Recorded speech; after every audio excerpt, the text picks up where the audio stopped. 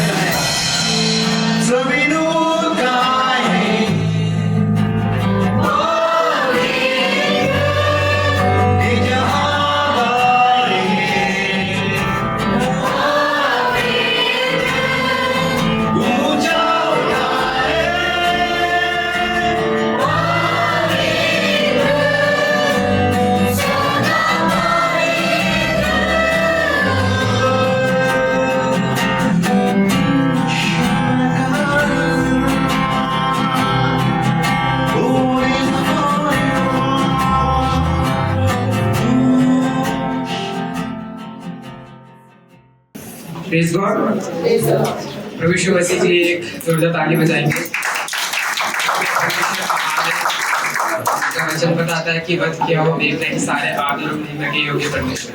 हम परमेश्वर का बहुत बहुत धन्यवाद करते हैं। इस समय रहेगा भजन संहिता का। हम भजन संहिता के लिए सिस्टर कमलेश का ताली के साथ स्वागत करेंगे। Praise Lord. आइए मेरे साथ निकालेंगे भजन संहिता 34 साम्स 34 1 से 10 तक ही पढ़ेंगे बस। मैं हर समय यहोवा को धन्य कहा करूंगा, उसकी स्तुति निरंतर मेरे मुख से होती रहेगी। मैं यहोवा पर घमंड करूंगा, मेरे साथ यहोवा की बड़ाई करो और आओ हम मिलकर उसके नाम की स्तुति करें। मैं यहोवा के पास गया तब उसने मेरी सुन ली और मुझे पूरी रीति से निर्भय किया। जिन्होंने उसकी ओर दृष्टि की उन्होंने ज्योति पाई और उनका मुंह कभी काला ना होने पाया। इस दीन जन ने पुकारा तब यहोवा ने सुन लिया और उसकी यहोवा के डरवैयों के चारों ओर उसका दूत छावनी किए हुए उनको बचाता है। देखो कि यहोवा कैसा बड़ा है, क्या ही धन्य है वो जो उसकी शरण लेता है। हे यहोवा के पवित्र लोगों, उसका भय मानो, क्योंकि उसके डरवैयों को किसी बात की घटी नहीं होती। जवान सिंहों को घटी होती है और वे भूखे भी रह जाते हैं, परंतु यहोवा के खोजियों को किसी भली वस्तु की घटी ना होगी। ये भजन धन्यवाद का भजन है। दाऊद सबको एनकरेज करता है थैंक्सगिविंग के लिए। हालेलुया। परमेश्वर को महिमा देता है। और दाऊद बहुत कठिन परिस्थितियों में था जब ये भजन लिखा। परमेश्वर ने उसे आजाद किया। जैसा आप पढ़ सकते हैं, फुटनोट में भी लिखा है, पहला शमूएल 21:13 से 15 आप घर पे पढ़िएगा कि किस प्रकार से परमेश्वर ने दाऊद को बचाया। वो आकीश राजा के पास गया और वो अपने आप को झूठा बोलता है कि मैं पागल हूँ, पागला जैसा बोलता है। मतलब देखिएगा किस तरीके से परमेश्वर ने उस परिस्थिति में, उस कठिन परिस्थिति में जब शाऊल उसको मारने के लिए उसके पीछे दौड़ा चला जाता था, उसको ढूंढता, तो वहां से परमेश्वर ने उसको बचाया। हालेलुया। जैसा कि इस भजन में 1 से 3 तक जो कि दाऊद आराधना करता है, हर परिस्थिति में परमेश्वर की आराधना स्तुति करता है। और आगे 4 से 7 तक के वचनों में लोगों के लिए ये गवाही है कि उसने मेरी सुन ली, जैसा कि आप वचन पढ़ेंगे 4 से 7 भजन में। और यहाँ पर लिखा है 4थे वचन में, मैं यहोवा के पास गया तब उसने मेरी सुन ली और मुझे पूरी रीति से निर्भय किया। जब मैं उसके पास गया, कैसे यहोवा के पास गया दाऊद? कोई बस या रिक्शा लेकर या ट्रेन या फ्लाइट लेके? नहीं जी, वो सिर्फ प्रार्थना के द्वारा यहोवा के पास गया। हालेलुया। मैं यहोवा के पास गया तब उसने मेरी सुन ली। मैं यहोवा अर्थात जो वाचाबद्ध परमेश्वर है, जो उसने एक बार कह दिया वो उसे करता है, वो जो प्रॉमिस करता है वो उसको पूरा करता है। हालेलुया। परमेश्वर जिसने मुझे और आपको बनाया है, सृष्टिकर्ता के पास गया तब उसने मेरी सुन ली। क्या हम परमेश्वर के पास जाते हैं? वचन में लिखा है, मेरे पास आओ मैं तुम्हारा बोझ हल्का करूंगा। हे परिश्रम और बोझ से दबे लोगों, मेरे पास आओ। जैसा कि मत्ती 11:28 में लिखा है कि परमेश्वर सबके बोझों को उठा लेता है अपने ऊपर। हालेलुया। यहाँ पर लिखा है कि मैं यहोवा के पास गया तब उसने मेरी सुन ली। कई लोग परमेश्वर के पास नहीं जाते, प्रार्थना नहीं करते, तब वह कहते हैं परमेश्वर तो सब जानते हैं ना, हमें क्या प्रार्थना की जरूरत है, वो तो अंतर्यामी है, उनसे तो कुछ छुपा नहीं है, वो सब कुछ कठिन परिस्थितियां या खुशी कुछ भी है वो सब जानते हैं। हाँ, ये सच है कि परमेश्वर सब जानते हैं, लेकिन हमें प्रार्थना की बहुत जरूरत है। जैसा कि वचन कहता है, मांगोगे तो दिया जाएगा। लिखा है मांगोगे तो, अगर नहीं मांगोगे तो नहीं मिलेगा। वचन बोल रहा है, मैं नहीं बोल रही। बाइबल में, पवित्र शास्त्र में ये परमेश्वर के द्वारा लिखा गया है, मांगोगे तो दिया जाएगा। हालेलुया। और कई लोग क्या करते हैं, बस परमेश्वर को तो पता है हम कहाँ पर हैं, हमें क्या जरूरत है। हमें बोलना है, परमेश्वर यीशु के पास जाना है, स्तुति करना है, प्रार्थना करना है, तब उसने मेरी सुन ली और मुझे पूरी रीति से निर्भय किया, डर को हटाया, निडर किया और साहस दिया कि मैं परमेश्वर के सम्मुख जा पाऊं। और जब कोई परमेश्वर को पुकारता है, जैसा कि वचन 6 में लिखा है, इस दीन जन ने पुकारा तब यहोवा ने सुन लिया और उसके सब कष्टों से छुड़ा लिया। जब कोई परमेश्वर को पुकारता है तो वह उनकी सुनता है, हालेलुया, और उन्हें सभी प्रकार के डर से मुक्त करता है। ये हमें परमेश्वर में विश्वास और भरोसे को हमें बताता है। और जो परमेश्वर की खोज करते हैं उन्हें वह सुरक्षा, तसल्ली और सभी चिंताओं से वह मुक्ति देता है। प्रार्थना का हमें उत्तर मिलता है, क्यों? क्योंकि वो जीवित परमेश्वर है, हालेलुया। विश्वास करने वालों के लिए सभी डर, जो भी हम डरते हैं या चिंता है, उन सब से वो छुड़ाता है। यीशु हमारी आशा है, हमें प्रोत्साहन मिलता है और हम उसकी खोज में प्रार्थनाओं के द्वारा लग जाते हैं। और जैसा कि वचन में लिखा है 5वें में, जिन्होंने उसकी ओर दृष्टि की उन्होंने ज्योति पाई, उनका मुंह कभी काला नहीं हो पाया। जिन्होंने परमेश्वर की शरण ली है या वे परमेश्वर के पास गए हैं, उन्होंने ज्योति पाई है। उनके जीवन से अंधकार चला जाता है। अंधकार रूपी बीमारी, रुकावटें, कर्जा या कोई भी स्थिति है, कोई भी हमें आशीष मिलने से जो रोक पा रही है, वो दूर समस्याएं दूर हो जाती हैं। उनके जीवन में ज्योति, रोशनी होती है, खुशियां आती हैं, उनका विश्वास कभी नहीं टूटता, उनका मुंह कभी काला नहीं हुआ, लज्जित नहीं होना पड़ता। क्यों? क्योंकि लिखा है वचन में कि उस दीन जन ने पुकारा। और जब हम परमेश्वर को पुकारते हैं, हम प्रार्थना करते हैं, तो वो सुनता है, क्योंकि वह जीवित परमेश्वर है। उसको आप प्रार्थना के द्वारा यीशु मसीह के पास आप जा सकते हैं। और किस दीन जन ने लिखा है, उस दीन जन ने पुकारा जो यहोवा के पास था, उसने सुन ली। हम जब प्रार्थना करेंगे, सब कष्टों से वो छुड़ा लेंगे, हालेलुया। मैं विश्वास करती हूँ कि आपको इन वचनों से आशीष मिलेंगी। Praise the Lord.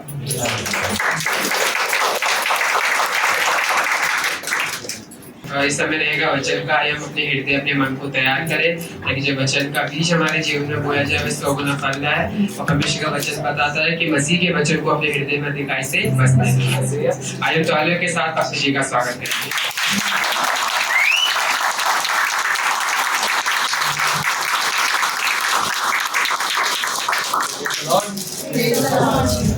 Praise the Lord. Praise the Lord. पिछले हफ्ते एक वचन प्रभु ने हम सब के लिए दिया था, एक वायदे के तौर पर, जकरिया 10:8। Very good. क्या कहा था परमेश्वर ने? मैं सीटी बजाकर तुम्हें इकट्ठा करूंगा और पहले की तरह तुम फिर से बढ़ोगे। आमीन। तो उस वायदे को थाम कर कितने लोगों ने प्रार्थना किया? आमीन। परमेश्वर का वचन हमें इसलिए मिलता है कि वो हमें सामर्थ्य दे सके, हमारी थकावट को, जीवन की निराशाओं को दूर करके हमें आगे चलने और बढ़ने के लिए मदद कर सके। आमीन। और एक वचन पढ़ेंगे, प्रेरितों के काम 18 अध्याय,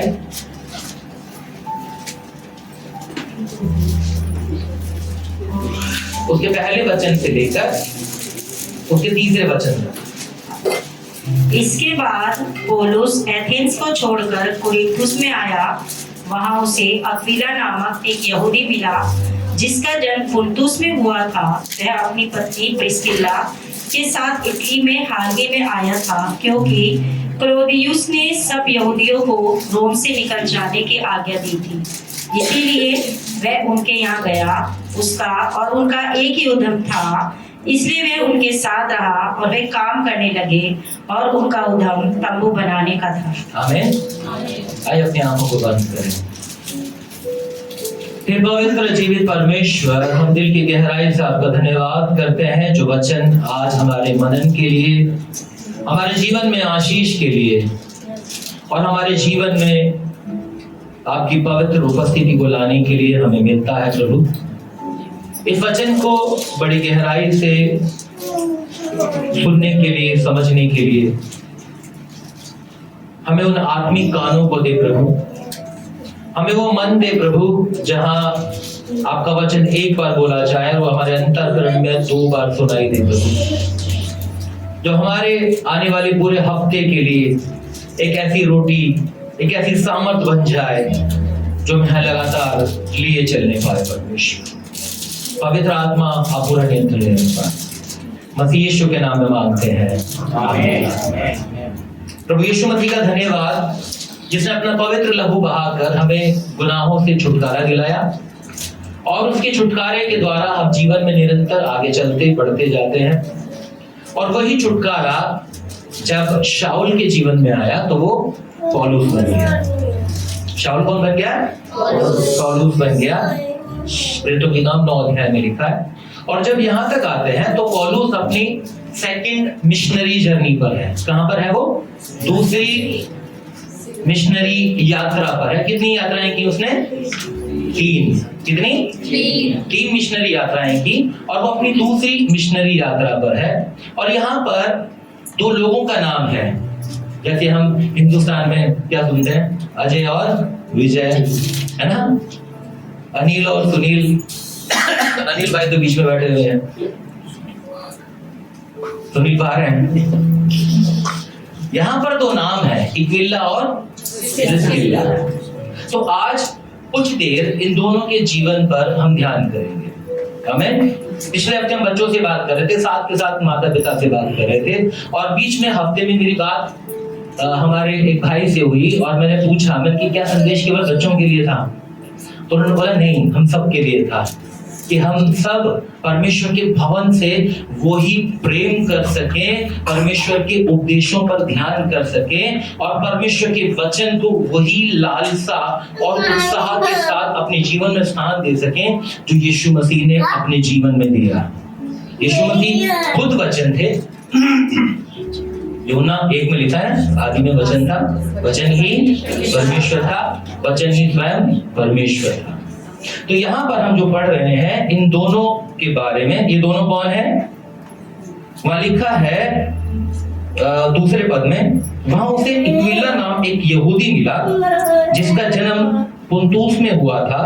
वह अपनी पत्नी प्रिस्किल्ला के साथ इटली से हाल ही में आया था, क्योंकि क्लौदियुस ने सब यहूदियों को रोम से निकाल दिया। और तीसरे पद में लिखा है, उसका और उनका एक ही उद्यम था। उसका कौन? उसका कौन? उसका और उनका, पौलुस का और इक्विला और प्रिस्किल्ला का, दोनों मतलब तीनों का एक ही उद्यम था। समझ में आ गया? पौलुस ही टेंट बना कर, तंबू सिलकर जो है वो सेवा किया करता था। और ऐसे ही यहाँ पर इन दोनों का भी उद्यम यानी कि बिजनेस क्या है? टेंट बनाने का। और ये दोनों पति पत्नी जो है प्रभु की सेवा में जुड़े हुए लोग हैं, और सेवा के कारण ही उन्हें कहां से निकाल दिया गया? रोम से उन्हें निकाल दिया गया। आमीन। और उन्हें रोम से निकाल दिया गया। और उससे पहले कहां थे वो? वहां उसे इक्विला नामक एक यहूदी मिला दूसरे पद में, जिसका जन्म कहां हुआ था?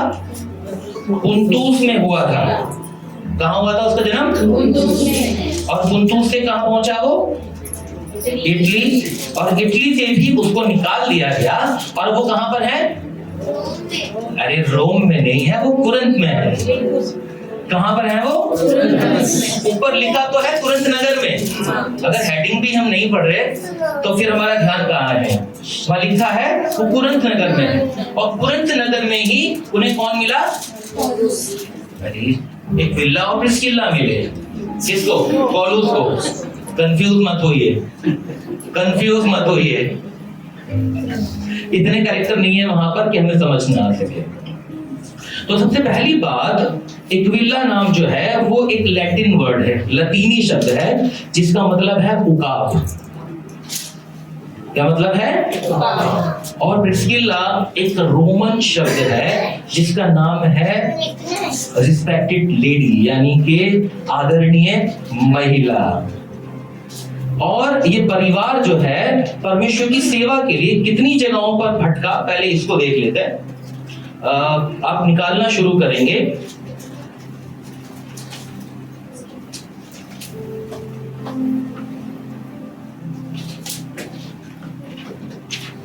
सबसे पहले वो यहाँ लिखा है पुंतुस में थे, उसके बाद इटली पहुंचे, इटली से कुरंत पहुंचे और कुरंत के बाद कहां पहुंचे? इफिसुस में पहुंचे। 18 और 19 पर पढ़िए इसी का। पौलुस बहुत दिनों तक वहां रहा, फिर भाइयों से विदा होकर किलिकिया में इसलिए सिर मुंडाया क्योंकि उसने मन्नत मानी थी, और जहाज पर सीरिया को चल दिया और उसके साथ प्रिस्किल्ला और अक्विला थे। उसने इफिसुस पहुंचकर उनको वहां छोड़ा। बस कहां छोड़ दिया उन्हें? इफिसुस में छोड़ दिया। और अगर रोमन 16 चैप्टर पढ़ेंगे,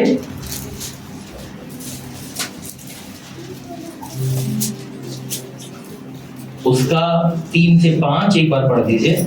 प्रिस्का और अक्विला को जो मसीह यीशु में मेरे सहकर्मी है, नमस्कार। बस रुक जाएंगे। इस टाइम कहां पर है वो? रोम में। अरे इफिसुस में नहीं है, रोम में पहुंचे हैं। कहां पहुंच गए? तो सबसे पहले शुरुआत कहां से हुई? पुंतुस से, पुंतुस से इटली, इटली से कुरंत, कुरंत से इफिसुस, इफिसुस से रोम। अगर हमारा मकान या हमारा घर या हमारा नगर, हम जानते हैं कई लोग रेंट पर रहते हैं, जो रेंट पर रहते हैं वो भी एक ही शहर में, और एक ही शहर क्या, उसी इलाके में। अगर कोई राजनगर में है तो वो मकान चेंज करके कहाँ जाएगा? बहुत हुआ तो साधनगर तक पहुंच जाएगा, बहुत हुआ तो मंगलापुरी चला जाएगा, है ना, इससे आगे नहीं जाएगा। पर यहाँ पर इनके कितने शहर चेंज हो गए? पहले पुंतुस, पुंतुस से इटली, इटली से कुरंत, कुरंत के बाद कहां पहुंचे? इफिसुस, और इफिसुस के बाद कहां पहुंच गए? रोम। तो बहुत बार सेवा के लिए उन कठिनाइयों का सामना करना पड़ता है जिन्हें शायद हमें लगता है कि उन कठिनाइयों का सामना करना हमारे लिए मुश्किल है। पर अगर आप एक ऐसे मसीह परिवार का हिस्सा है जहां आपको ये लगता है कि आपके जीवन का आदर्श और आपके परिवार का केंद्र बिंदु प्रभु यीशु मसीह है, तो चाहे आपको कितने ही कठिनाइयों से गुजरते हुए आगे बढ़ना पड़े, आप निरंतर आगे बढ़ते जाते हैं। आज हम ये देखते हैं कि दुनिया में लोग सबसे ज्यादा निराश किसी सताव के कारण नहीं, पर अपने खुद के जीवन में होने वाले बदलावों के कारण अपने जीवन में बहुत सारी निराशाओं को सामने रखकर चलना शुरू कर देते हैं। अगर भी कोई नौकरी छूट जाए, उसकी जगह दूसरी नौकरी करनी पड़ी, उसकी जगह फिर दूसरी नौकरी करनी पड़ी, या नौकरी नहीं मिल पाई, तो शायद वो जीवन में एक ऐसी समस्या बन जाए जहां इंसान विश्वास में धीमा होता चला जाए। पर यहां हम देख रहे हैं कि इस परिवार ने कितनी जगहें बदली? 5। कितनी जगहें? 5 जगहें बदली, मगर हर जगह उनका काम प्रभु की सेवा से जुड़ा हुआ था, और वो लगातार परमेश्वर की सेवा और महिमा करते जा रहे थे। आमीन। दूसरी बात, थैंक यू जीसस। मैंने जिस ऑर्डर में उसको तैयार किया था आपके लिए, पर प्रभु चाहते कि शायद वो ऑर्डर ना रहे। यहाँ अभी आपने 16 पद को पढ़ा, रोमन 16 चैप्टर, उसका पहला पद आपने पढ़ा था।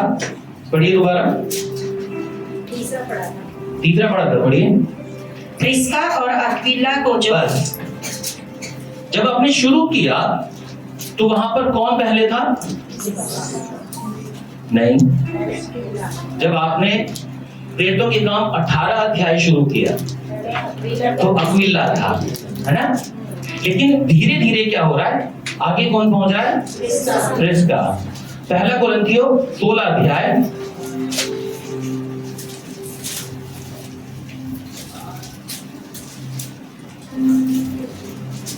Thank you Jesus.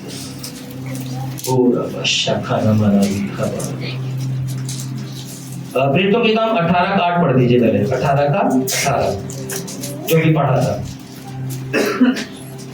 18 का 18।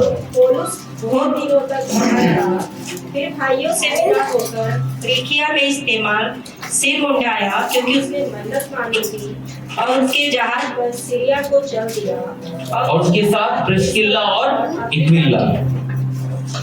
तो एक जगह पर पति का नाम पहले, पर बाकी जगहों पर किसका नाम पहले? अरे बोलिए ना। पत्नियां डर रही हैं कि घर जाने के बाद पति उनसे पूछ लेंगे कि तुम्हारा नाम पहले कैसे आ गया। पर परमेश्वर के वचन में और परमेश्वर के सामने हम सब आदमी औरत नहीं है, हम उनके सामने केवल एक आत्मा है। और जो भी मैच्योरिटी के साथ, गंभीरता के साथ, प्रभु के साथ एक रिश्ते में ज्यादा गहराई में चलना शुरू करता है तो वहां पर प्रभु उसको बढ़ाना शुरू कर देते हैं। और एक परिवार के भीतर चाहे पति हो चाहे पत्नी हो, जब कोई एक बढ़ता है तो वो परिवार बढ़ता है। हेलो, जब कोई एक बढ़ता है तो परिवार बढ़ता है। ये नहीं कह सकते कि पत्नी बढ़ रही है और पति उससे जलने लगे, या परिवार की कोई स्त्री बढ़ रही है और उस परिवार के पुरुष जो है वो उससे जलने लगे, या कोई पुरुष बढ़ रहा है तो परिवार की स्त्री सोचे ये तो बहुत ज्यादा बनने लगा है आजकल। कोई एक बढ़ता है तो पूरे परिवार की उन्नति होती है। हमें परिवार किसी एक व्यक्ति से नहीं बनता, परिवार के लोगों से बनता है। कई बार कहते हैं ना घर, अगर उस घर के लोगों में एकताई नहीं है, प्रेम नहीं है और प्रभु की उपस्थिति नहीं है तो वो घर नहीं है, वो केवल एक मकान है। पर अगर वो घर है तो वहां पर हर एक व्यक्ति की उन्नति से दूसरा व्यक्ति प्रसन्न होता है ना। हमारा समाज, हमारी सोसाइटी हमें ये सिखाती है कि पुरुष ऊपर होना चाहिए और स्त्री नीचे होनी चाहिए। लेकिन अगर वो स्त्री परमेश्वर के डर और भय में चलती है और परमेश्वर के वचन, पवित्र आत्मा की सामर्थ और परमेश्वर की उपस्थिति के द्वारा प्रभु उसको बढ़ाते हैं तो उसका नाम पहले ही होगा। और अगर ऐसा हो तो पति को उससे डरने, जलने या इंफीरियर कॉम्प्लेक्स लाने की जरूरत नहीं है। यहाँ पर ये दोनों पति पत्नी निरंतर साथ में आगे चल रहे हैं, बढ़ रहे हैं। पहले पति आगे था लेकिन धीरे धीरे क्या हुआ, पत्नी का नाम पहले आने लगा। पर अगर पत्नी का नाम पहले आ रहा है तो पति का नाम साथ में जुड़ा हुआ है। वहां केवल एक का नाम नहीं कि तू चल जा रही, तू जा, तुझे तो बहुत सेवा मिलने लगी है, तुझे बहुत काम मिलने लगा है, तू आगे बढ़ने लगी है, इसलिए तू जा, मैं तो जाऊंगा ही नहीं क्योंकि मेरा नाम तो पास्टर अभी लेते भी नहीं है। पर ऐसा नहीं है। आपको प्रभु ने अगर उस व्यक्ति के साथ जोड़ा है, आपकी पत्नी के साथ जोड़ा है, तो आपकी जिम्मेवारी ये है कि प्रभु अगर उनको बढ़ा रहे हैं तो आपकी उन्नति अपने आप उनके साथ साथ होना शुरू हो जाएगा। आमीन। जितनी जगहों पर आप देखोगे वहां पर अकेले उसका नाम नहीं है, दोनों पति पत्नी का नाम साथ में है। हालेलुया। तो एक ऐसा घराना है जो धार्मिकता के साथ परमेश्वर की सेवा और परमेश्वर की महिमा करने वाले लोग हैं। अभी प्रेरितों के काम 18 अध्याय उसका 18 पद आपने पढ़ा। वो लोग परमेश्वर की सेवा करते हुए क्या हो गया, पौलुस के साथ उसकी दूसरी मिशनरी यात्रा का हिस्सा हो गए। क्या हो गए?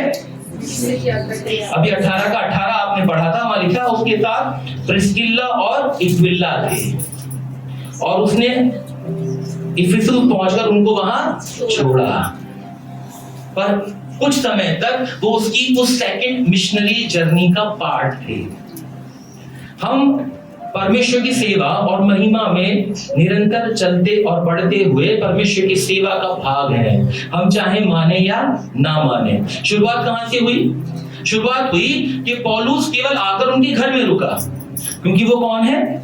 यहूदी हैं और दोनों का बिजनेस एक है और उसने उनके बारे में अच्छा सुना है, इसलिए वो क्या हुआ, उनके घर में केवल आकर रुका।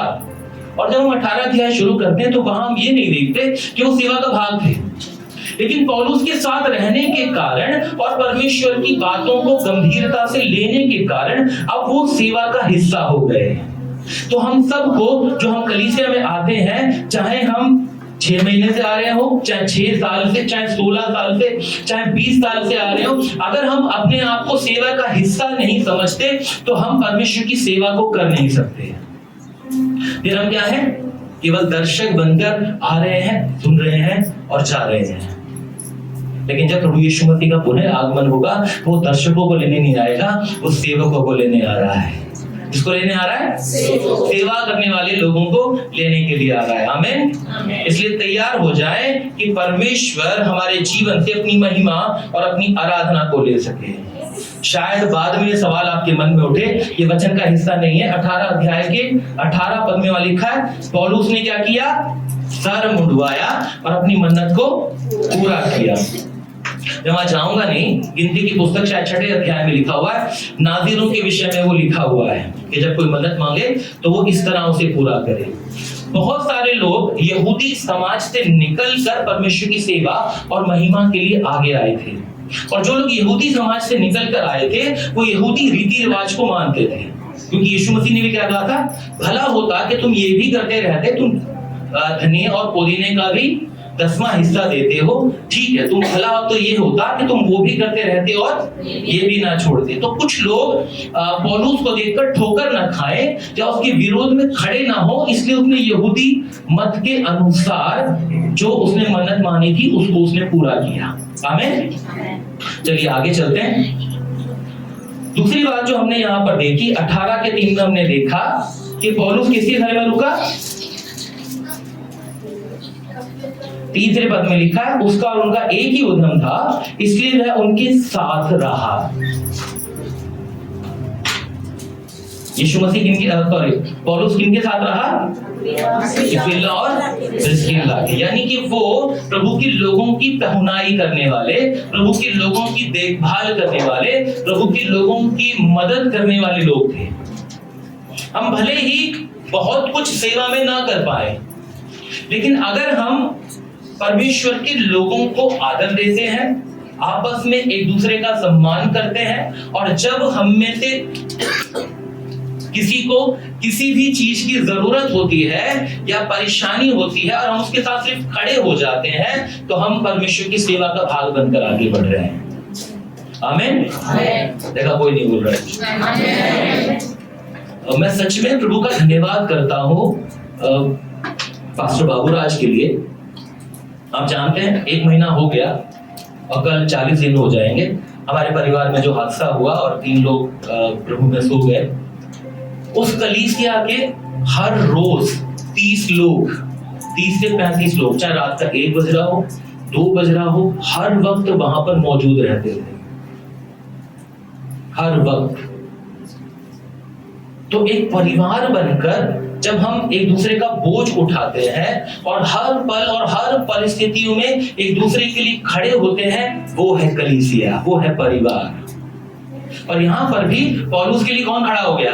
अगर आप पीछे का पढ़ोगे ना तो वहां पर बहुत सताव हुआ है, एथेंस नगर में बहुत सताव उस पर गुजरा है। 18 की शुरुआत हो रही है। इसके बाद पौलुस एथेंस को छोड़कर कुरिन्थ में आया,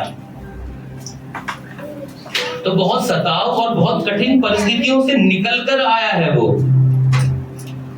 अगर हमें पता चले किसी के पीछे पुलिस लगी है तो क्या करेंगे?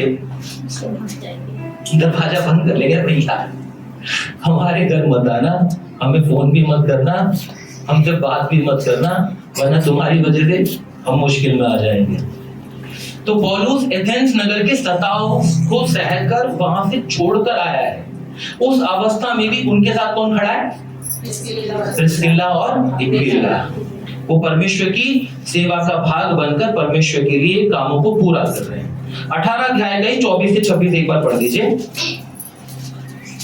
अपुल्लोस नामक एक यहूदी जिसका जन्म सिकंदरिया में हुआ था, जो विद्वान पुरुष था और पवित्र शास्त्र को अच्छी तरह से जानता था, इफिसुस में आया। उसने प्रभु के मार्ग की शिक्षा पाई थी और मन लगाकर यीशु के विषय ठीक ठीक सुनाता और सिखाता था, परंतु मैं केवल यूहन्ना के बपतिस्मा की बात जानता था। हाँ, आगे बढ़िए। वह आराधनालय में निडर होकर बोलने लगा, पर प्रिस्किल्ला और अक्विला उसकी बातें सुनकर उसे अपने यहाँ ले गए और परमेश्वर का मार्ग उसको और भी ठीक ठीक बताया। आमीन। हम बाइबल में देखते हैं, एक जगह पर नहीं कई जगह पर। पहला कुरिन्थियों 3 अध्याय उसका 6 पद एक बार पढ़ दीजिए, इसको समझने से पहले एक बार आपको और बातें समझाना जरूरी है। 3 का 6, 5 भी पढ़ दीजिए। अपुल्लोस क्या है और पौलुस क्या है? केवल सेवक जिनके द्वारा तुमने विश्वास किया, जैसा हर एक को प्रभु ने दिया। मैंने लगाया, अपुल्लोस ने सींचा, परंतु परमेश्वर ने बढ़ाया। 16 का 12 भी पढ़ दीजिए एक बार। पहले कुरिन्थियों 16 का 12। भाई अपुल्लोस से मैंने बहुत विनती की है कि तुम्हारे पास भाइयों के साथ जाए, परंतु उसने इस समय जाने की कुछ भी इच्छा ना की, परंतु जब अवसर पाएगा तब आ जाएगा। आमीन। हम क्या देख रहे हैं? हम ये देख रहे हैं कि पौलुस के बाद सेकंड लाइन जो सेवकाई करने वालों की है उसमें अपोलोस है ना? हेलो, वहां लिखा है कि कोई कहता है मैं पौलुस का हूं, कोई कहता है मैं अपोलोस का हूं, पर एक ने लगाया और एक ने सींचा।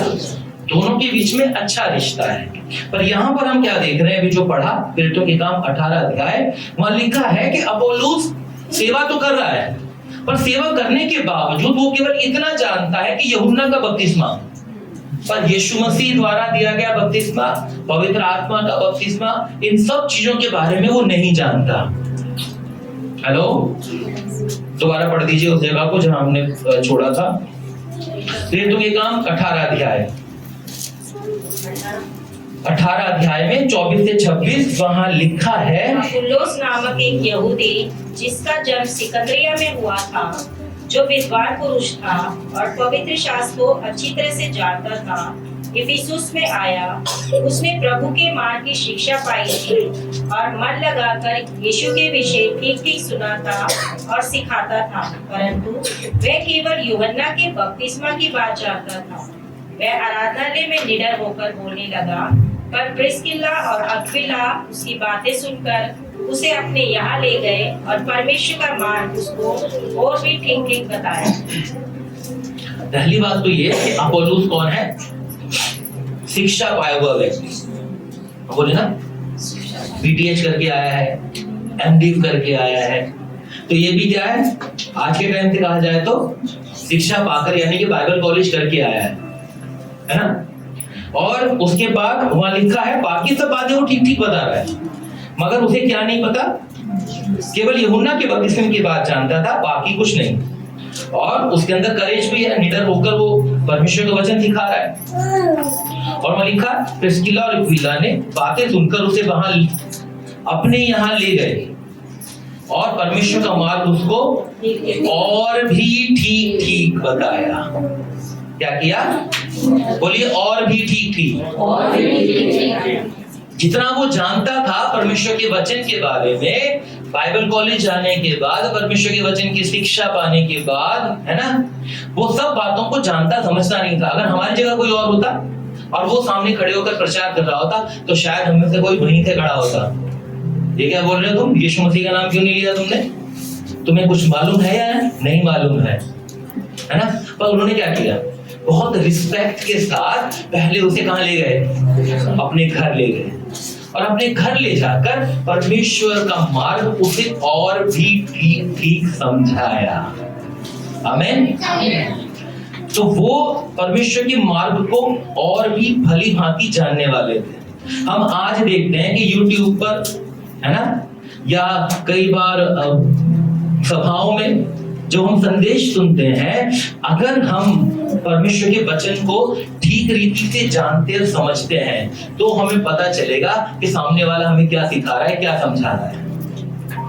पर अगर परमेश्वर का वचन हमारे अंदर उस रीति से भरा हुआ है जहां हम पूरी तरह से अगर निचोड़ो तो परमेश्वर के वचन से दूसरे बर्तन भर जाए, अगर हमारी वो अवस्था है तभी हम दूसरों को सिखाने और समझाने के योग्य बनेंगे। ये दोनों पति पत्नी दूसरों को सिखाने और समझाने में अपनी सेवा और अपनी महिमा परमेश्वर को दे रहे थे। वहां लिखा है वो बातें सुनकर उसे अपने यहाँ ले गए, उस जगह पर नहीं बताया। कई बार हम दूसरों को क्रिटिसाइज करना, यानी कि दूसरों को गलत साबित करना ठीक उसी समय पर शुरू कर देते हैं या पीठ पीछे कहना सुनना शुरू कर देते हैं। लेकिन ये दोनों पति पत्नी कैसे हैं? ना तो चर्च के लोगों को बोला कि गलत सिखा रहा है, बाद में उसकी चुगलखोरी नहीं की, ना उसको सामने खड़े होकर उसकी बुराई की। क्या किया? उसे अपने घर लेकर गए और अपने घर ले जाकर उसे सिखाया और समझाया। वहां लिखा है और भी ठीक ठीक, है ना? देखो वहां वर्ड लिखा हुआ है, मार्क उसको और भी ठीक ठीक, यानी कि जितना वो जानता था शायद उसका ज्ञान अधूरा था, शायद उसके टीचरों ने उसको बहुत अच्छी तरीके से उन बातों को नहीं समझाया, यीशु मसीह का नाम नहीं बताया, मगर प्रिस्किल्ला और एक्विला ने उन्हें घर ले जाकर और भी ठीक ठीक उनको समझाया। हमारा ज्ञान हमेशा दूसरों की बढ़ोतरी के लिए इस्तेमाल होना चाहिए, दूसरों को गिराने के लिए नहीं, दूसरों को चोट पहुंचाने के लिए नहीं। परमेश्वर ने अगर हमें ज्ञान दिया है, परमेश्वर ने अगर हमें समझ दी है, तो हमारे ज्ञान के द्वारा, हमारी समझ के द्वारा दूसरों के जीवन के अंदर उद्धार, छुटकारा और परमेश्वर के पीछे चलने का सही मार्ग दिखना चाहिए। अगर परमेश्वर ने आत्मिक तौर से हमें वो मैच्योरिटी दी है, हमें परिपक्व बनाया है और हम परमेश्वर की बातों को, परमेश्वर के वचन को, आराधना को, परमेश्वर की उपस्थिति को कैसे महसूस करना है भली भांति जानते और समझते हैं, तो दूसरों को सिखाना और समझाना ये हमारे जीवन का मकसद होना चाहिए। दूसरों को क्रिटिसाइज करना बहुत आसान है, पर उनको क्रिटिसाइज करने के बाद क्या वो फिर से उठकर खड़े हो पाएंगे? नहीं, उन्हें सिखाना और समझाना हमारी जिम्मेवारी है। तो ये एक ऐसा परिवार जो दूसरों को परमेश्वर के वचन से भली भांति सिखाने और समझाने के लिए इस्तेमाल होने वाला परिवार। वहां लिखा है वो उसे अपने घर ले गए और घर ले जाकर उनको परमेश्वर का मार्ग और भी ठीक ठीक बताया, समझाया, सिखाया। और यहां से आगे देखते हैं उसके बाद क्या हुआ। अपोलोस की मिनिस्ट्री जो थी वो और चमक उठी। क्या हुआ? हेलो, उसकी सेवकाई और चमक गई। और सेवकाई कैसे चमकी? अभी हमने पढ़ा था पहला कोरिन्थियों 16:12 में लिखा है, पौलुस कह रहा है कि मैंने भाई अपोलोस से बात की और उसे जाने के लिए कहा, पर उसकी मन की इच्छा अभी नहीं है, पर वो बाद में आ जाएगा, है ना? मतलब उसकी सेवका इतनी बढ़ गई कि धीरे धीरे उसको पौलुस से कंपेयर किया जाने लगा। पर ये किसके द्वारा हुआ? अगर उसकी सेवकाई, अगर प्रिस्किल्ला और एक्विला उसको करेक्ट नहीं करते, तो कभी भी वो एक सच्चे सेवक के रूप में उभर कर सामने नहीं आ पाता। तो एक अच्छे मसीह परिवार और एक आत्मिक परिवार की जिम्मेवारी ये है कि वो खुद परमेश्वर के वचन, परमेश्वर की उपस्थिति से इस तरह भरा हो कि वो दूसरों के जीवन को उन्नति और तरक्की की ओर ला सके। आमीन। अगली बात, रोमन्स चैप्टर 16 3 and 4 वर्स, रोमियो 16 अध्याय 3 और 4। प्रिस्का और अक्विला को, जो मसीह यीशु में मेरे सहकर्मी हैं, नमस्कार। उन्होंने मेरे प्राण के लिए अपना ही जीवन जोखिम में डाल दिया था, और केवल मैं ही नहीं वरन अन्य जातियों की सारी कलीसियाएं भी उसका धन्यवाद करती हैं। आमीन। तो ये कैसा परिवार जो परमेश्वर के लिए हर मुश्किल को सहने के लिए तैयार। कई बार हमें लगता है सेवकाई में हमारे सामने जो परिस्थितियां आ जाए, हम उसका सामना करने के लिए खुद को तैयार करते हैं, लेकिन दूसरों को सेवकाई में बढ़ते देखने के लिए, दूसरों की सेवकाई में अपने आप को बलिदान करने के लिए वो तैयार नहीं होता। अरे उसकी सेवा है, खुदा उसको बचाएगा ना अपने आप। लेकिन यहाँ क्या लिखा है? पौलुस कह रहा है मेरे लिए तुमने अपना सर, दोबारा पढ़ लीजिए, वहां लिखा है उन्होंने मेरे प्राण के लिए अपना ही जीवन जोखिम में डाल दिया था। पौलुस की जान बचाने के लिए, पौलुस को सेवा में खड़ा रखने के लिए, पौलुस की सहायता करने के लिए एक्विला और प्रिस्किल्ला ने क्या किया? अपना ही जीवन जोखिम में डाल दिया। और वहां लिखा है और केवल मैं ही नहीं वरन अन्य जातियों की सारी कलीसियाएं भी उनका धन्यवाद करती हैं। यानी कि उनकी गवाही जो है वो अन्य जाति कलीसियाओं में एक आदर्श बनी हुई है।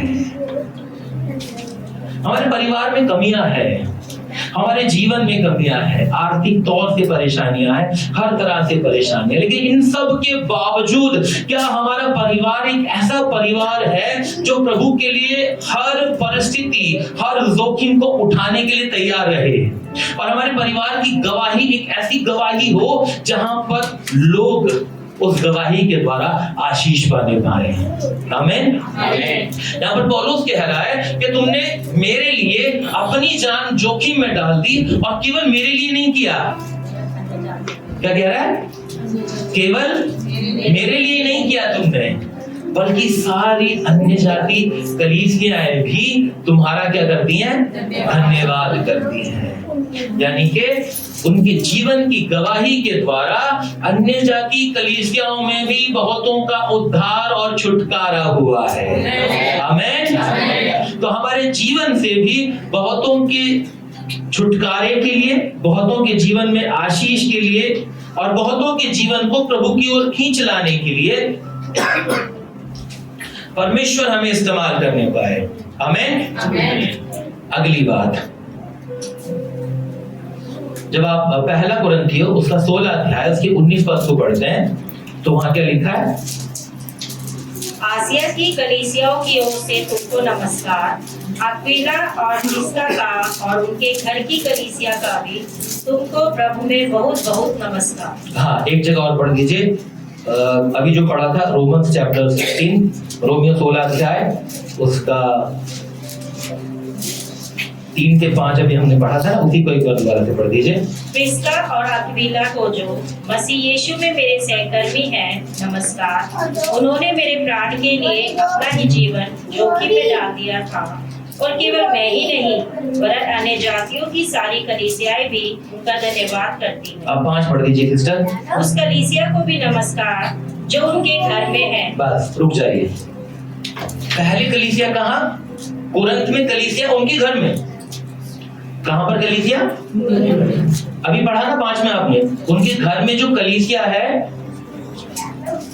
उस कलीसिया को भी नमस्कार जो उनके घर में। किनके घर में? प्रिस्किल्ला और अक्विला के घर में जो कलीसिया है उसको नमस्कार। और अभी आपने पहला कुरिन्थियों 16 अध्याय उसकी 19 में भी पढ़ा, अक्विला और प्रिस्किल्ला का और उनके घर की कलीसिया का भी तुमको नमस्कार। तो रोम पहुंचे, वहां भी कलीसिया, कुरिन्थ पहुंचे, वहां भी कलीसिया, इफिसुस गए, वहां भी घर पर कलीसिया, है ना? तो जहां जहां वो पहुंचे वहां वहां उनका घर परमेश्वर की उपस्थिति, प्रार्थना, आराधना, संगति का स्थान बन गया। आमीन। परमेश्वर हमें जो कुछ सौंपता है वो सब कुछ परमेश्वर की सेवा और महिमा के लिए होना चाहिए। हेलो, परमेश्वर जो भी हमें सौंपता है वो सब कुछ परमेश्वर की सेवा और परमेश्वर की महिमा के लिए इस्तेमाल होना चाहिए। ये परिवार जहां जहां पहुंचा वहां वहां इनके घर में कलीसिया, परमेश्वर के लोगों की संगति, परमेश्वर की उपस्थिति, आराधना लगातार उठती रही, और इनका घर परमेश्वर की आराधना का केंद्र बन गया। ये जिस इलाके में गए परमेश्वर इन्हें इस्तेमाल करता गया। और जैसा प्रभु यीशु मसीह ने कहा, हमारी तुलना किस किस चीजों से की? नूर, नमक और सुगंध। क्या? नूर, नमक और सुगंध। नूर हमेशा अपनी रोशनी फैलाता है, नमक हमेशा अपनी नमकीनियत, चाहे दिखाई ना दे पर अपनी नमकीनियत को फैलाता है, और सुगंध हमेशा अपनी खुशबू से लोगों को सुगंधित करती रहती है। ऐसे ये परिवार जहां जहां पहुंचा, कितनी जगहें बदली? 5 जगहें बदली, है ना? पहले पोंतुस में थे, फिर इटली पहुंचे, फिर इफिसुस पहुंचे, कुरिन्थ पहुंचे, फिर इफिसुस पहुंचे, फिर रोम पहुंचे। 3 जगहों पर इन्होंने परमेश्वर की सेवा और महिमा अपने परिवार के द्वारा परमेश्वर के लिए अपने आप को, अपने जीवन को, अपने परिवार को खोल दिया, और इनका घर ही क्या बन गया? चर्च बन गया। इनका घर ही चर्च बन गया, कलीसिया बन गया। तो हमें प्रभु ने जो कुछ सौंपा है उन सब के द्वारा हमारे जीवन से निरंतर परमेश्वर की आराधना, परमेश्वर की महिमा और परमेश्वर की भक्ति होती रहनी चाहिए।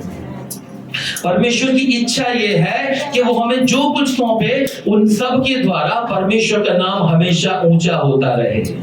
हम धीरे धीरे ये देख रहे हैं कि बड़ी बड़ी कलीसियाएं शायद चलना मुश्किल है, लेकिन जो घरों में आराधनाएं होती हैं, जो घरों में 15 लोग 20 लोग मिलकर परमेश्वर की उपस्थिति, छोटे छोटे स्मॉल सेल चर्चेस, है ना, आज उनके बढ़ने का समय आ रहा है, आज उनके चलने का समय आ रहा है।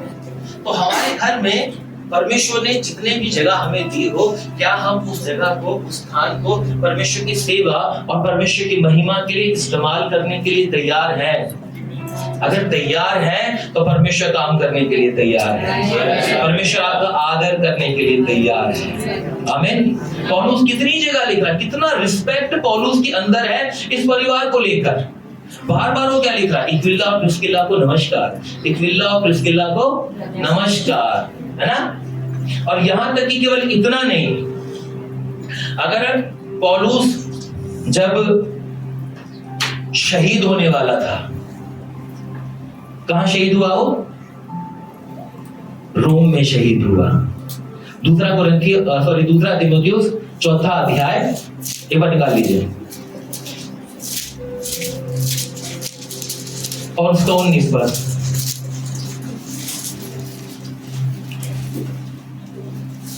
प्रिस्का और अक्विला को और उनेसिफुरुस के घराने को नमस्कार। देखो कितनी जगह, हर जगह, मतलब कम से कम 4 से 5 जगह हमने पढ़ा कि पौलुस बार बार इन दोनों पति पत्नी को इतना ज्यादा रिस्पेक्ट दे रहा है। और यहां तक कि जब वो अपने जीवन के आखिरी पल में है, दूसरा तीमुथियुस 4 अध्याय 19 पर, बिल्कुल अपने जीवन के आखिरी क्षणों में है, वो रोम में कैद में है। इसके कुछ समय बाद नीरो राजा ने उसका गला कटवाकर उसे मरवा दिया।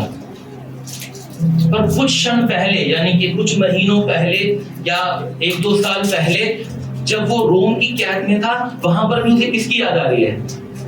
एक्विला और प्रिस्किला की याद आ रही है।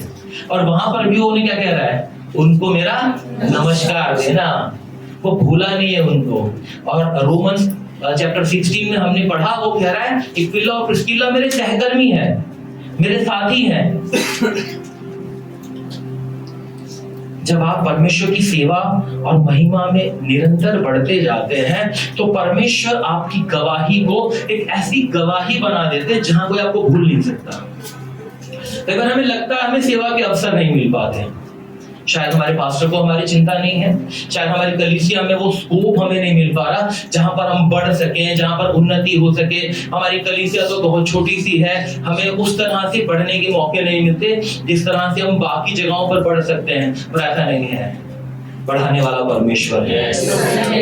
बढ़ाने वाला कौन है? बढ़ाने वाला परमेश्वर है। क्या इनको कोई बढ़ाने वाला था? नहीं। ये परिवार परमेश्वर की उपस्थिति में रहने के कारण, परमेश्वर के डर और भय में चलने के कारण, परमेश्वर के वचन का ध्यान रखने के कारण और परमेश्वर के लोगों के लिए हमेशा खड़े रहने के कारण, परमेश्वर के लिए हर अवस्था में दुख सहने के कारण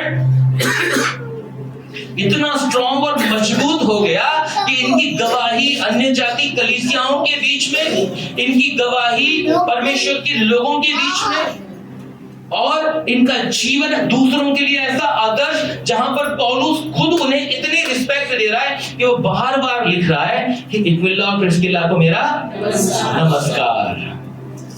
हमारा जीवन, हमारा परिवार भी एक ऐसा जीवन, एक ऐसा परिवार बन जाए जहां पर भले ही कोई हमें जान पाए या ना जान पाए, लेकिन परमेश्वर के जीवन की पुस्तक में हमारा नाम बड़े ही आदर और सम्मान के साथ लिखा जा सके।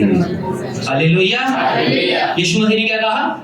यीशु मसीह ने कहा, अब से मैं तुम्हें दास नहीं कहूंगा, अब से मैं तुम्हें मित्र कहूंगा, अब से मैं तुम्हें भाई कहूंगा। और हम यीशु के सहकर्मी हैं। सहकर्मी? पौलुस भी क्या कह रहा है? पौलुस भी इन्हें अपना सहकर्मी बता रहा है। तो अगर आपको लगता है कि आपका जीवन उस तरह से चल या बढ़ नहीं पा रहा, तो ये दोनों पति पत्नी का जीवन आज आपके लिए एक ऐसा आदर्श का स्रोत है जहां पर आप इनके जीवन को जांचते हुए ये देख सकते हैं कि आप किस तरह बढ़ सकते हैं। बहुत बार हम अपने जीवन में यूं ही उलझे रहते हैं, विशेष तौर से हमारे परिवार। मैं जानता हूं कि हर परिवार ये चाहता है कि वो प्रभु में बढ़े और प्रभु के लिए अपना सर्वोत्तम, अपना सबसे अच्छा कर सके, मगर बहुत सी बातों के कारण वो बढ़ नहीं पाता। कई बार परिवार के भीतर की परिस्थितियां, कई बार आर्थिक समस्याएं, कई बार जैसा अभी हमने पढ़ा, बार बार मकान, नौकरी, काम चेंज होने के कारण। हमने पढ़ा था कि उनका काम क्या था, टेंट बनाने का। अब जब बार बार जगह चेंज करेंगे तो क्या काम चलेगा? नहीं चल पाएगा। और जैसा मैंने कहा, राजनगर के राजनगर में चेंज करेंगे, साधनगर में चेंज करेंगे तो भले ही हम शायद फिर से एस्टैब्लिश हो सके, लेकिन नगर है ना, पूरे नगर चेंज करना और फिर उसके बाद ऐसा एस्टैब्लिश होना कि जहां परमेश्वर उनके नाम को दूसरों के लिए आदर्श बना दे, वो बड़ा मुश्किल है, बड़ा मुश्किल है। पर इनकी गवाही एक नगर से दूसरे नगर, दूसरे नगर से तीसरे नगर, 5 जगहें बदलने के बावजूद भी उनकी गवाही कम नहीं हुई। कई बार हमें लगता है अगर मैंने इस नगर से शिफ्ट किया तो मेरा नाम, मेरी पोजीशन, लोगों के बीच में मेरी पहचान, ये सब खत्म होती जाएगी। लेकिन इन लोगों ने 5 जगहें बदली, पर ना नाम कम हुआ, ना सम्मान कम हुआ, ना गवाही कम हुई, ना परमेश्वर के लोगों के बीच में पहचान कम हुई, बल्कि इनकी पहचान और बढ़ती चली गई। तो आइए कुछ समय अपने स्थान पर हम खड़े हों। आज मैं चाहता हूं कि अगर आप इस बात का अंगीकार करते हैं कि आपका परिवार उस तरह से नहीं बढ़ रहा, मुझसे मत कहिए, पर खड़े हो जाइए और परमेश्वर से बात करना शुरू कीजिए। परमेश्वर ने किसी एक व्यक्ति को नहीं बुलाया, परमेश्वर ने अब्राहम को बुलाया, तो अब्राहम के साथ सारा और उसकी आने वाली सारी पीढ़ियां उसके साथ जुड़ी हुई थी। अगर परमेश्वर ने पति को बुलाया तो केवल पति नहीं है, पत्नी, बच्चे उस सेवा का भाग है। अगर पत्नी को पहले चुना प्रभु ने तो पत्नी केवल उस सेवा का भाग नहीं है, उसका पति, उसके बच्चे उस सेवा से जुड़े हुए हैं। अगर आप इस बात को महसूस कर रहे हैं कि आप बढ़ नहीं पा रहे हैं, आपका परिवार एक ऐसी रुकावट में है जहां पर पूरे परिवार के अंदर एक अद्भुत छुटकारे की जरूरत है, जहां आप ये महसूस कर रहे हैं कि आपके परिवार के भीतर आजादी नहीं है, जहां आप ये महसूस कर रहे हैं कि आपका परिवार आपके साथ खड़ा हुआ नहीं है, जहां आप खुद को अकेला महसूस कर रहे हैं, तो परमेश्वर आज आपको एक्विला और प्रिस्किल्ला के जीवन की गवाही के द्वारा ये बताने जा रहे हैं कि आपके परिवार को भी प्रभु इसी तरह इस्तेमाल कर सकते हैं। कुछ समय अपनी आंखें बंद करके परमेश्वर से बात कीजिए। हे पवित्र परमेश्वर, हम आपके सम्मुख अपने परिवारों को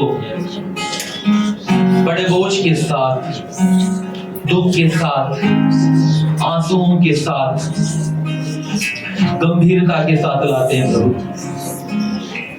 हम जानते हैं कि उनमें से कुछ ने शायद हमारा दिल भी दुखाया है, कुछ के साथ हमने संबंध भी तोड़ लिया है, कुछ के साथ रहते हुए भी शायद हम अलग जैसा अनुभव करते हैं। लेकिन प्रभु आज आप उन सब को छू रहे हैं, आप हमारी प्रार्थनाओं को सुन रहे हैं। हम दिल से उन्हें क्षमा करके, फिर से प्रेम करके, उन्हें आत्मा में गले से लगाकर उनके लिए आपसे विनती करते हैं प्रभु कि हम और हमारा घराना लगातार आपकी सेवा और महिमा के लिए इस्तेमाल होगा। जिस तरह यहोशू ने कहा, मैं और मेरा घराना केवल मेरे परमेश्वर के लिए है। हमारे घराने को शैतान चुरा नहीं सकता, भटका नहीं सकता, परगला नहीं सकता, क्योंकि हम उन सब के लिए आत्मा में खड़े होते हैं और उन्हें फिर से प्रभु आपसे वापस मांगते हैं पिता राजा। उनके छुटकारे के लिए विनती करते हैं प्रभु। हे पिता, और हमारी विनती यहां खत्म नहीं होती प्रभु, बल्कि हम फिर से प्रार्थना की लौ को और तेज करते हुए प्रभु तेरे समीप उनके लिए निरंतर प्रार्थना करते रहेंगे, जब तक प्रभु हम अपनी आंखों से उनके छुटकारे को ना देख ले और उन्हें अपने साथ सेवा में खड़ा ना देख ले। परमेश्वर हे राजा, यहाँ उपस्थित हर एक जन को हम तेरे हाथों में सौंपते हैं, इनके परिवार, इनके घरानों को प्रभु तेरे हाथों में सौंपते हैं। सब पर तेरे लहू की सुरक्षा होने पाए, हर एक का जीवन तेरी उपस्थिति में होने पाए। जब हम बाहर जाते हैं, नौकरी करते हैं, आते जाते चलते फिरते हैं, हर परेशानी, हर दिक्कत, हर दुर्घटना, हर प्रकार की समस्याओं से बचाना प्रभु। पूरे हफ्ते निर्दोष और निष्पाप बनाए रखना प्रभु। हे पिता, हमारा जीवन एक्विला और प्रिस्किल्ला के समान प्रभु एक ऐसी गवाही बने जो अन्य जातियों के बीच में छुटकारे का कारण बन जाए। हे पिता, जब यहाँ से अपने घरों की ओर जाते हैं, आनंद और खुशी के साथ हमें विदा मसीह यीशु के नाम में मांगते हैं, आमीन। आइए आशीष वचन को ग्रहण करें।